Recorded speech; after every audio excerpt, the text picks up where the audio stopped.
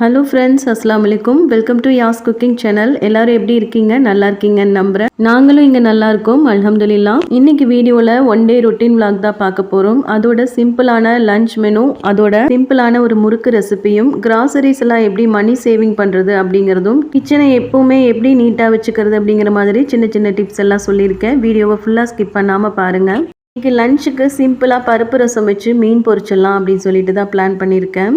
அதுக்கு இப்போ பருப்போட நிறைய தக்காளியெல்லாம் போட்டு வேக வச்சு ரெடி பண்ணி வச்சுட்டேன். ரசத்துக்கு தேவையான அளவு புளி எடுத்தாச்சு. பருப்பு தண்ணி நல்லா சூடாக இருந்துச்சு, அதையே ஊற்றி இந்த புளியை ஊற போட்டுட்டேன். என்னதான் நம்ம விதவிதமாக செஞ்சு சாப்பிட்டாலும் ரசத்தோட ஒரு வாய் சாப்பிட்ற சுகமே தனிதான். இந்த ரசத்துக்கு என்ன பொரியல் வச்சாலும் சரி, சிக்கன் கிரேவி, மட்டன் கிரேவி, மீன் பொரிச்சதுன்னு சொல்லிட்டு இதோட சாப்பிட்டாலுமே அவ்வளோ அமிர்தமாக இருக்கும். ரச சாப்பாடு எனக்கு ரொம்ப பிடிக்கும். உங்களுக்கு பிடிக்குமான்னு சொல்லிட்டு கமெண்ட்ல சொல்லுங்க. ஒரு மண் பாத்திரத்தை அடுப்பில் வச்சுட்டு எண்ணெய் ஊற்றிட்டேன். எண்ணெய் சூடானதும் கடுகு போட்டுட்டு அது பொரிஞ்சிருச்சு. ஒரு ஸ்பூன் அளவுல மிளகு, ஒரு ஸ்பூன் சீரகம், ஒரு முழு பூண்டு, அதோட கொஞ்சமா பெருங்காயத்தூள் இதெல்லாம் தான் சேர்த்து அரைச்சு தாளிச்சு விட்டாச்சு. இப்போ பருப்பு தண்ணி, தக்காளி எல்லாமே ஊத்தியாச்சு. இதோட தேவையான அளவு புளி தண்ணியும் ஊத்திட்டேன். கொஞ்சமா உப்பு, மல்லி, கருவேப்பிலை தூவிட்டு ஒரு ரெண்டு காஞ்ச மிளகாய் தூவியாச்சு. ரசம் கொதிச்சு கீழெல்லாம் போயிருச்சு, பார்க்காம விட்டுட்டேன். அடுப்பு எல்லாமே மீன் பண்ண வேண்டியதாயிருச்சு. இப்போ ஒரு பக்கம் மீன் பொரிச்சிட்டு இருக்கேன்.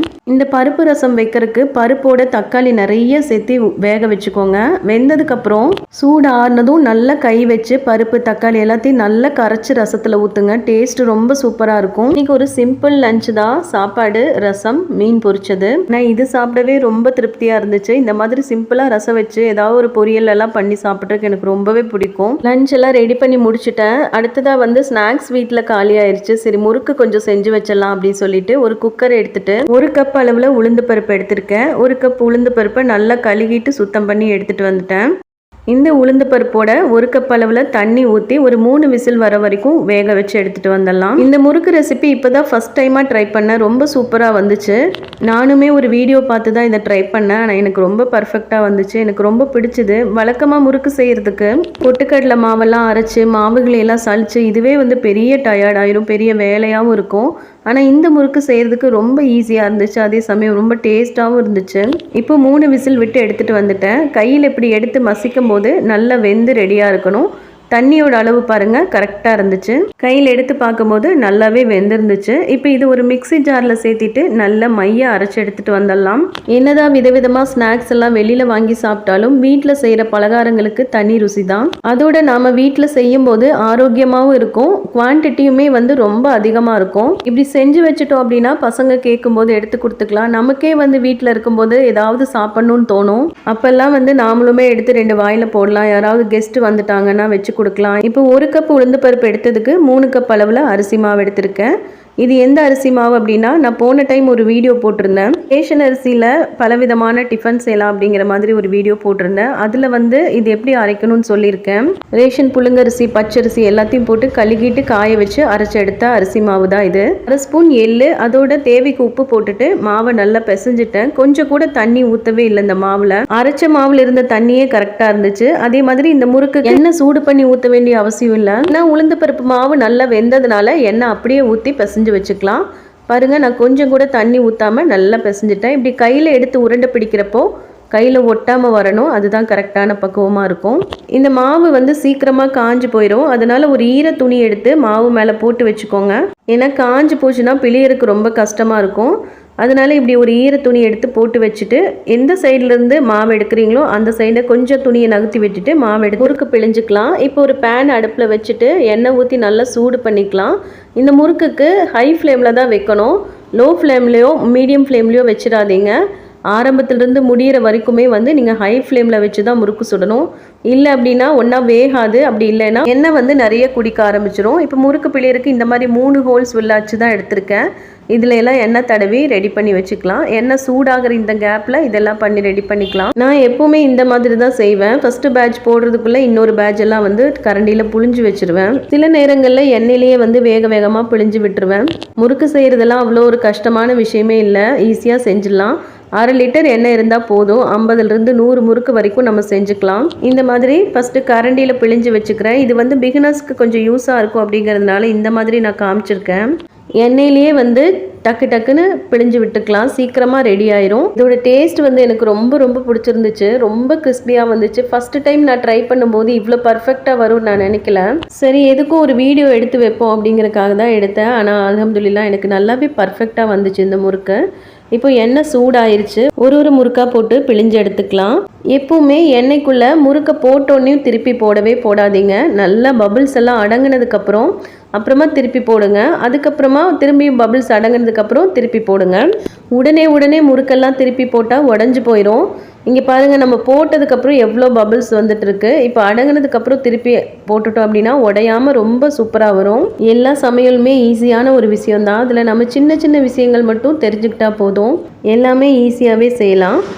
இப்போ முறுக்கெல்லாம் திருப்பி போட்டுட்டு, இது பொன்னிறம் ஆகாது, ஏன்னா இது வெள்ளை கலர் முறுக்கு, அதனால வந்து பொன்னிறம் ஆகாது. பபிள்ஸ் எல்லாமே அடங்கிருச்சு, கரெக்டாக இருக்குது. இப்போது வெந்து ரெடியாக இருக்குது. இதை எடுத்துடலாம். இதே மாதிரி எல்லா முறுக்கையும் பிழிஞ்சிட்டு அதுக்கப்புறமா நான் உங்களுக்கு காமிக்கிறேன். நான் எடுத்த மாவோட அளவுகளுக்கு எனக்கு 50 முறுக்குக்கு பக்கம் எனக்கு கிடச்சிச்சு. இதே மாதிரி இப்போ 2வது பேட்ச் முறுக்கையுமே வந்து போட்டுக்கிறேன். இதையும் போட்டு நல்லா பொரிய விட்டு எடுத்துகிட்டு அதுக்கப்புறமா காமிக்கிறேன். பாருங்கள் எவ்வளோ அழகாக திருப்பி போட வருதுன்னு. பபிள்ஸ் எல்லாம் அடங்கினதுக்கப்புறமா திருப்பி போடுங்க, இல்லைன்னா முறுக்கெல்லாம் வந்து உடஞ்சிரும், எண்ணெயில் தனித்தனியாக பிரிஞ்சு போயிடும். அதுக்காக தான். இப்போ முறுக்கெல்லாம் வந்து ரெடி ஆயிடுச்சு. நான் கையில் எடுத்து உடச்சி காமிக்கிறேன் பாருங்கள், அவ்வளோ கிறிஸ்பியாக இருந்துச்சு.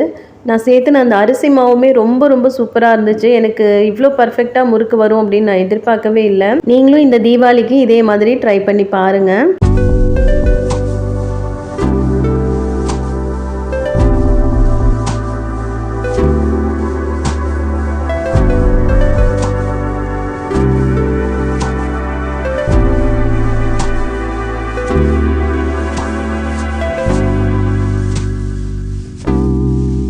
முறுக்கெல்லாம் செஞ்சு முடிச்சதுக்கப்புறம் கிச்சன் பார்க்குறக்கு இப்படி தான் இருந்துச்சு. ஒரே குப்பையாக இருந்துச்சு. சரி, கையோட கிச்சனெல்லாம் க்ளீன் பண்ணிடலாம் அப்படின்ட்டு க்ளீன் பண்ணிகிட்ருக்கேன்.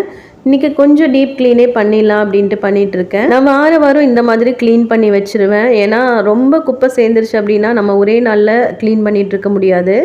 அதனால எப்பவுமே வந்து வாரம் ஒரு டைம் இந்த மாதிரி க்ளீன் பண்ணி வச்சுருவேன். ஒரு டைம் வந்து இந்த மாதிரி பாட்டில் எல்லாம் தொடச்சி எடுத்துருவேன். இன்னொரு டைம் வந்து பாட்டில் எல்லாம் ஃபுல்லாக கழுகி வச்சுருவேன். மளிகை ஜாமான்லாம் தீந்து போயிடுச்சு அப்படின்னா அப்பப்போ பாட்டில் எல்லாம் நல்லா கழுகிட்டு அதுக்கப்புறமா தான் ஃபில் பண்ணி வச்சுருவேன்.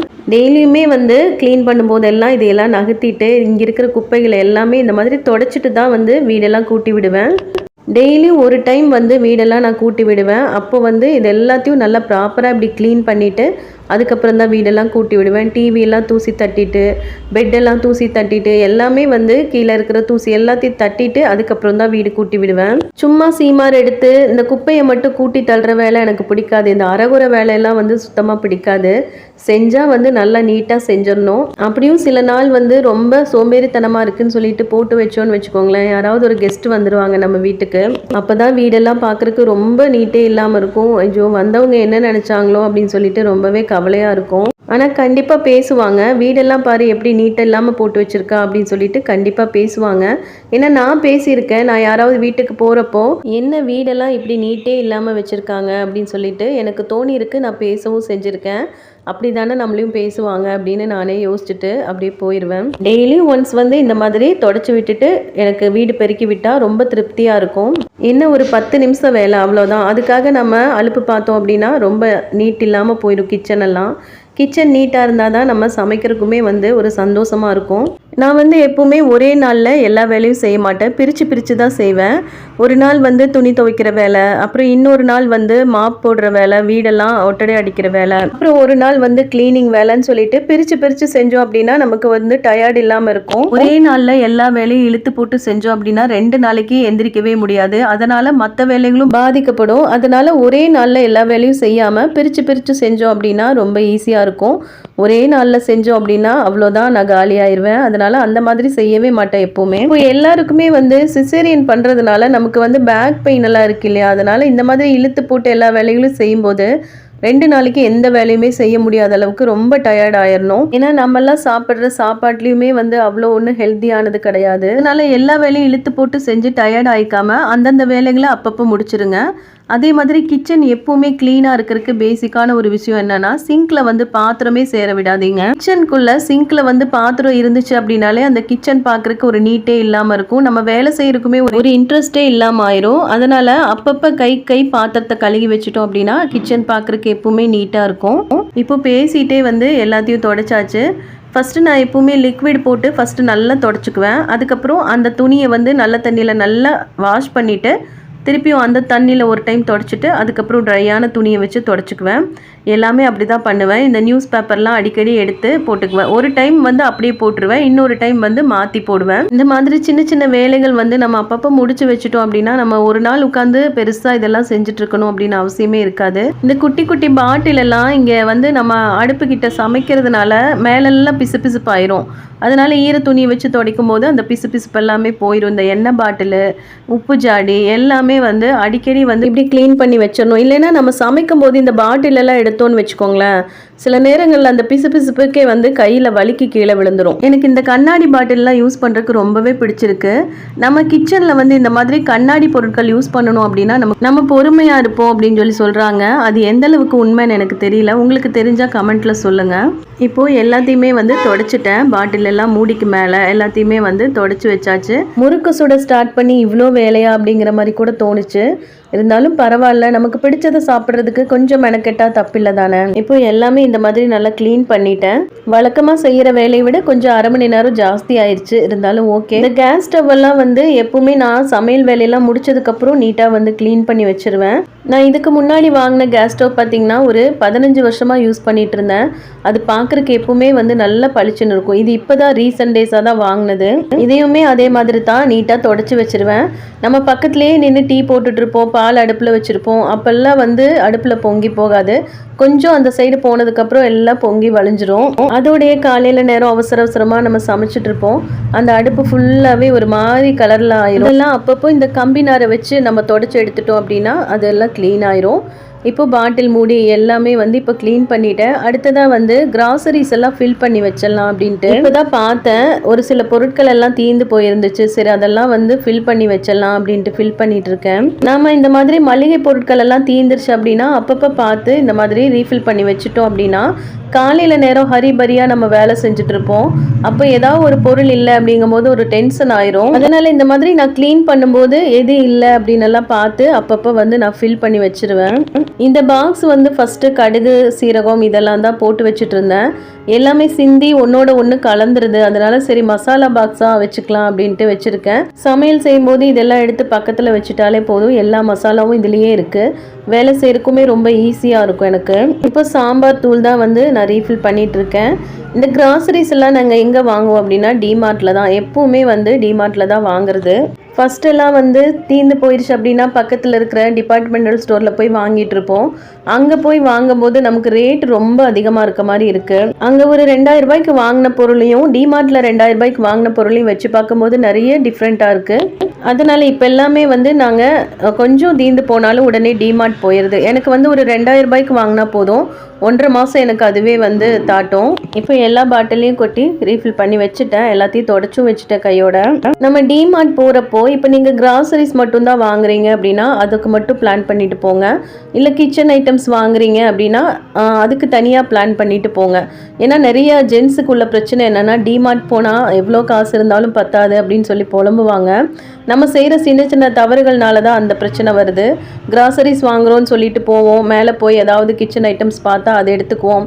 அப்புறம் பில்லு வந்து நல்லாவே எகிரிடும். சில பொருட்கள் எல்லாம் ரிட்டர்ன் கொடுத்துட்டு வர சூழ்நிலை கூட வரும். நானுமே ஃபர்ஸ்டெல்லாம் அப்படி தான் பண்ணிட்டு இருந்தேன். இப்போ இந்த 2-3 டைமாக போகிறப்போ நான் வந்து கொஞ்சம் தெளிவாயிட்டேன். இப்போ வந்து நான் ஒரு 2000 ரூபாய்க்கு கிராசரிஸ் வாங்குறேன் அப்படின்னா ஒரு 500 ரூபாய்க்கு மேலே போய் கிச்சன் ஐட்டம்ஸ் எல்லாமே வந்து வாங்கிக்குவேன். ஒரு டைம் போகிறப்போ ஒரு 500 ரூபாய்க்கு வாங்கினாலே நிறைய பொருட்கள் நம்ம வந்து வீட்டுக்கு சேர்த்திக்கலாம். அந்த மாதிரி பிளான் பண்ணிட்டு தான் இப்போல்லாம் போகிறது. எனக்கு கிராசரிஸும் நான் நினச்சதெல்லாம் வாங்கிக்குவேன். அதே மாதிரி கிச்சன் ஐட்டம்ஸுமே நினச்சதெல்லாம் வாங்கிக்குவேன். சும்மா சும்மா தேவையில்லாமல் கண்டதெல்லாம் நம்ம எடுத்துட்டோம் அப்படின்னா நமக்கு பில்லு தான் ஜாஸ்தி ஆகும்.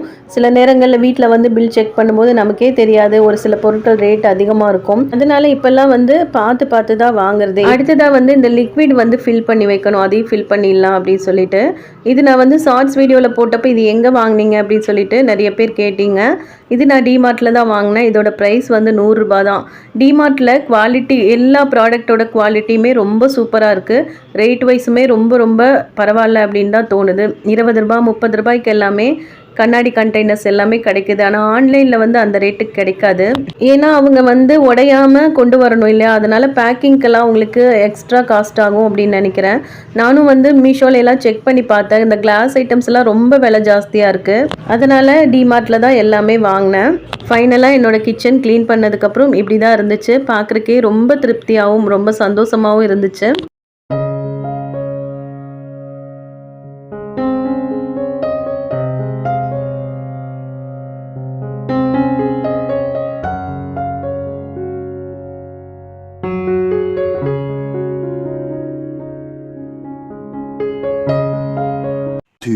hours later.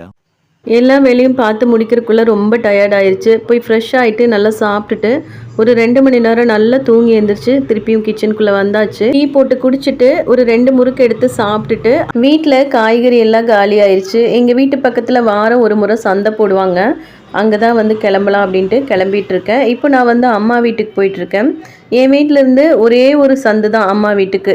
சும்மா ஜஸ்ட் ஒரு 2 நிமிஷம் நடந்தால் போதும். இதுதான் அம்மா வீடு. நான் வந்துட்டே இருக்கும்போது என்னோட பையனுமே வந்து மதர்சாலேருந்து வந்துட்டான். இப்போ உள்ளே போனதுக்கப்புறம் இந்த செடி வந்து ஆன்லைனில் ஆர்டர் பண்ணி வாங்கினது. நான் இந்த செடியை பார்த்து 1 வாரம் ஆயிடுச்சு. நல்லா ஃப்ரெஷ்ஷாக வளர்ந்துருக்கு. வெளியில் பானை வச்சுருக்காங்க. அதில் ஒரு செம் தண்ணி நல்லா மெத்தி குடிச்சிட்டு அப்படியே வந்து வீட்டுக்குள்ளே போனேன். வீட்டுக்குள்ளே போனால் அம்மா காணோம், பேக் சைடில் இருப்பாங்க போல். குட்டீஸ் எல்லாம் வந்து விளையாடிட்டு இருந்தாங்க. எனக்கு இந்த மாதிரி செடியெலாம் ரொம்பவே பிடிக்கும்.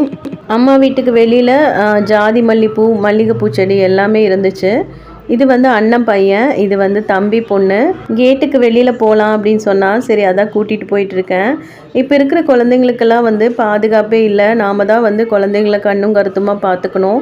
நாமெல்லாம் சின்ன பிள்ளையாக இருக்கும்போது வெளியில் போய் விளையாடுவோம், எந்த பிரச்சனையுமே இல்லாமல் இருந்துச்சு. ஆனால் இன்றைக்கி குழந்தைங்களுக்கு எந்த விதமான சேஃப்டியும் இல்லை. நாம் தான் வந்து அந்த குழந்தைங்கள கைக்குள்ளேயே வச்சு பார்த்துக்கணும். வெளியில் போய் ஒரு 10 நிமிஷம் விளையாடுறதுக்கு கூட பயமாக இருக்குது. நிறைய சோசியல் மீடியாலையும் பேப்பர்லேயும் நிறைய சம்பவங்களை கேள்விப்பட்டுட்டே இருக்கோம் இல்லையா, அதனால் ரொம்பவே பயமாக இருக்குது குழந்தைங்களெல்லாம் வெளியில் விளையாட விடுறதுக்கே. ஃபைனலாக போய் காய்கறி எல்லாமே வாங்கிட்டு வீட்டுக்கு வந்தாச்சு. அவ்வளோதான் ஃப்ரெண்ட்ஸ், இந்த vlog இதோட முடியுது. எல்லாரும் சேஃபாகவும் சந்தோஷமாகவும் இருங்க. தேங்க்யூ.